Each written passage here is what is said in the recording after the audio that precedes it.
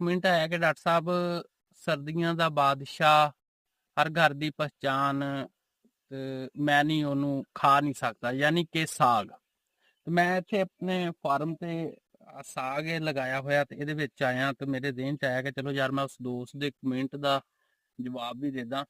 ਉਹਨਾਂ ਨੇ ਕਿਹਾ ਡਾਕਟਰ ਸਾਹਿਬ ਬੜੀ ਪਰੇਸ਼ਾਨੀ ਬਣਦੀ ਹੈ, ਮੈਂ ਬੜੇ ਸ਼ੌਕ ਨਾਲ ਸਾਗ ਖਾਂਦਾ ਸੀ ਤੇ ਮੈਂ ਹੁਣ ਇਹਨੂੰ ਖਾ ਨਹੀਂ ਸਕਦਾ, ਤੇ ਮਿਹਰਬਾਨੀ ਕਰਕੇ ਕੋਈ ਸਾਗ ਐਸੀ ਦਵਾਈ ਦੱਸੋ ਕਿ ਜਿਹੜਾ ਮੈਨੂੰ ਸਾਗ ਖਾਣ ਤੋਂ ਬਾਅਦ ਸੀਨੇ ਦੀ ਨਾਲੀ ਜਲਣ ਲੱਗ ਜਾਂਦੀ ਏ, ਉਹਦੇ ਵਿੱਚ ਖਰਾਸ਼ ਪੈਦਾ ਹੋਣ ਲੱਗ ਜਾਂਦੀ ਏ।